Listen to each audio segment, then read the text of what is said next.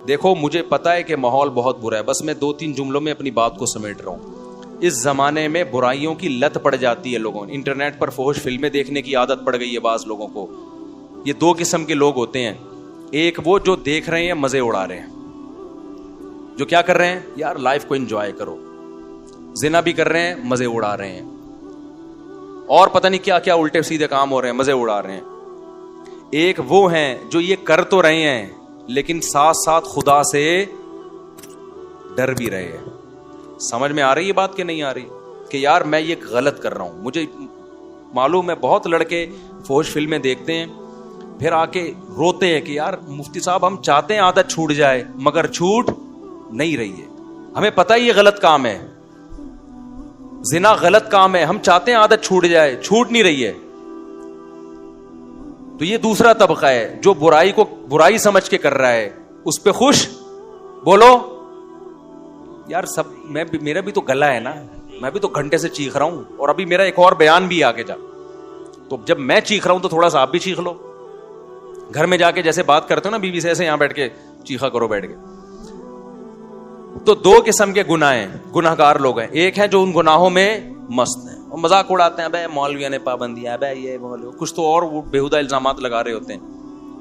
دوسرا وہ گناہ گار ہے جو گناہ کر رہا ہے لیکن اس کو احساس ہے کہ یہ اچھا کام بولو نہیں،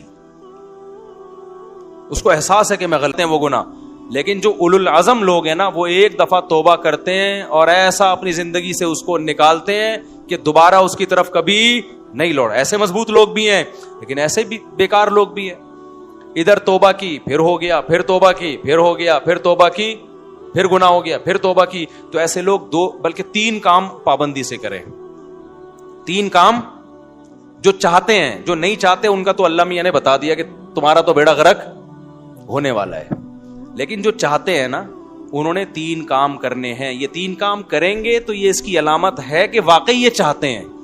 ایک آدمی ڈاکٹر کے پاس جائے کہ میں سگریٹ چھوڑنا چاہتا ہوں لیکن لت پڑ گئی ہے، جب نہیں ملتی تو جسم ایسے ہوتا ہے، تو ڈاکٹر اس کو طریقے بتائے گا نا۔ ڈاکٹر کے پاس گیا بھی اس لیے کہ واقعی چاہتا ہے یہ، اب توبہ تو کر لی لیکن جب سگریٹ کی طلب ہوگی تو دل چاہے گا نا، تو جسم ٹوٹے گا۔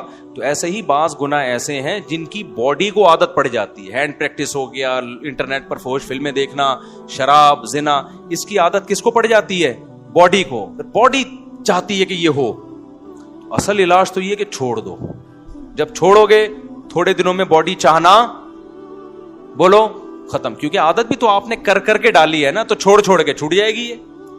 لیکن اگر پھر بھی ہو رہا ہے گناہ تو 3 کام پابندی سے کرو اگر گناہوں کی لت پڑ گئی ہے۔ پہلا کام کیا کرنا ہے؟ جب بھی ہو جائے توبہ لازمی کرنی ہے، اس پہ اطمینان کر کے بیٹھ نہیں جانا کہ اب ہو گیا تو چلو یار اب تو ہو گیا، اب ایسا ہے کہ 25-30 مرتبہ اور کر لیں تو پھر دیکھیں گے کیا کرنا ہے ہم نے۔ سمجھ میں آ رہی ہے بات کہ نہیں آ رہی؟ ہو گیا تو فوراً کیا کرنا ہے؟ اے اللہ دل سے معافی مانگو، مجھے معاف کر دے، میں تجھ سے معاہدہ کرتا ہوں کہ آئندہ یہ جرم نہیں کروں گا۔ پہلا کام تو یہ فوراً کرے۔ وہ انسان ہے تو پھر ٹھگائی بھی انسانوں کی لگتی ہے۔ اپنے آپ کو کیا دینی ہے؟ ایسی سزا دینی ہے کہ دوبارہ گناہ ہوتے ہوئے انسان کو وہ سزا کا تصور آئے کہ بیٹا یہ گناہ فری کا نہیں ہے، اس کی تجھے بھاری قیمت دینی پڑے گی۔ وہ سزا ہر ایک کے لحاظ سے مختلف ہوتی ہے، جرمانہ بھی ہو سکتا ہے، روزہ بھی ہو سکتا ہے، نفلی نمازوں کی پابندی بھی، ہر وہ کام جس میں دل کو تکلیف ہو۔ وہ سزا نہ اتنی بھاری ہو کہ دی نہ جائے اپنے آپ کو، نہ اتنی ہلکی ہو کہ اس سے آپ کو تنبیہ ہی نہ ہو۔ بات آ رہی ہے سمجھ میں کہ نہیں آ رہی؟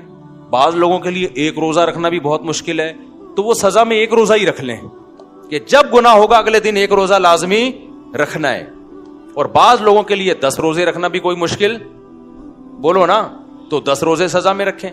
بعض لوگوں کے لیے گناہ کرتا ہے تو کہتے ہیں ہمیں کیا پتا قیامت ہے یا نہیں ہے، نہ میں مانتا ہوں ان الساعۃ لآتیۃ لا ریب فیہا، اے اللہ ایک دن قیامت آئے گی، تو مردوں کو زندہ کرے گا، اس گناہ پہ سزا دے گا، میں اقرار کرتا ہوں، تو اے اللہ مجھے تو اس گناہ سے بچنے کی توفیق دے دے، آسان کر دے میرے لیے اس گناہ سے بچنا۔ میں دعوے سے کہتا ہوں مانگتا رہے گا نا، انشاءاللہ یہ گناہ اس کی زندگی سے نکل جائے گا۔ بہت سے نوجوان آتے ہیں کہ ہم نے حج بھی کر لیا، ہم نے تبلیغ میں 4 مہینے بھی لگا لیے پھر بھی گناہ نہیں چھوٹ رہا ہم سے. تو بھائی آپ کوشش میں لگے رہو گے, آہستہ آہستہ انشاءاللہ چھوٹ جائے. اگر کوشش نہیں کی نا, یہ 3 طریقے نہیں اختیار کیے, تو اس کا پتہ ہے نقصان کیا ہوگا؟ آج یہ گناہ کر رہے ہو نا, کل ایک قدم اس سے آگے ہوگا. یہ نہ سمجھو کہ آج یہ گناہ ہو رہا ہے تو یہاں یہ جو گورے ہومو سیکچولیٹی کو پھیلا رہے ہیں نا, کیوں؟ زنا کر چکے ہیں یہ, اب آگے کی طرف جا رہے ہیں یہ, اور کل ان میں محرم سے زنا بھی پروموٹ کریں گے یہ, بہنوں سے, اور اللہ بچائے ایسے الفاظ لیتے ہوئے بھی ہمیں خدا کا سے ڈر لگتا ہے. یہ محرم رشتوں سے بھی زنا کو لیگل کریں گے کل, کیونکہ ان کے یہاں توبہ نہیں ہے. تو توبہ جب نہیں ہے تو ہر آنے والا دن برائی میں ایک اسٹیپ آگے ہوگا. تو یہ 3 کام جو گناہ کے عادی ہیں کریں گے کہ نہیں کریں گے؟ اس کا فائدہ کیا ہوگا؟ لوگ کہتے ہیں یار ہم تو توبہ بھی کرتے ہیں اور صدقہ بھی کر رہے ہیں, سزا بھی دے رہے ہیں, پھر بھی نہیں چھوٹ رہا. میں ان سے کہتا ہوں 2 کام تو ہو رہے ہیں نا. نمبر 1, اس سے زیادہ آگے کی طرف نہیں جا رہے. اگر یہ کام نہ کر رہے ہوتے تو پھر آگے جاتے. آگے تو اسٹاپ ہو گیا نا, اسی پہ بریک لگ گئی ہے. ایک فائدہ یہ ہوا.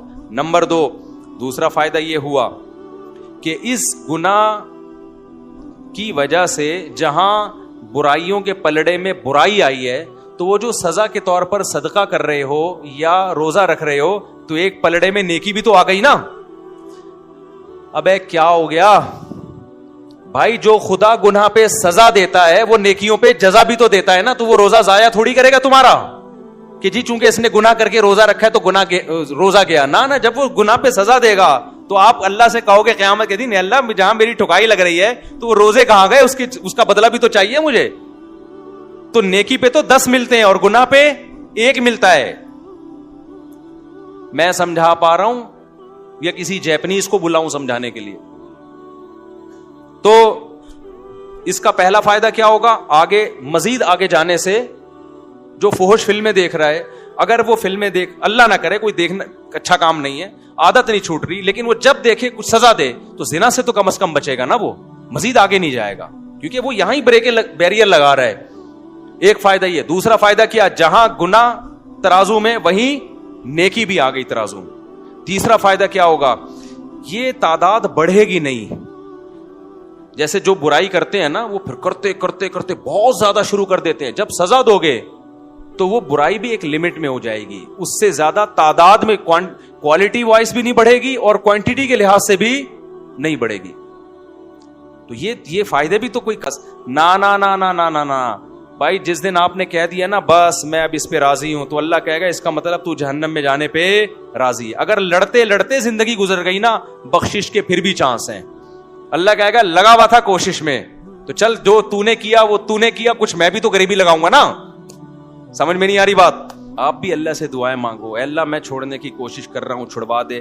یہ نہیں کہنا کہ اللہ یہ برائی ایسے ہی بھی رہے تو بھی جنت میں بھیج دینا, یہ پھر غلط ہو جائے. کوشش میں لگا ہوا ہوں, تو مجھ سے یہ چھڑوا دے. تو لڑتے لڑتے بھی زندگی گزر گئی, کچھ غریبی اللہ بھی تو لگائے گا نا بھائی, کچھ اللہ بھی تو رحیم ہے نا, اللہ بھی تو کریم ہے. لیکن اگر کمپرومائز کر کے بیٹھ گئے نا بھائی, ہم سے نہیں چھوٹ رہا.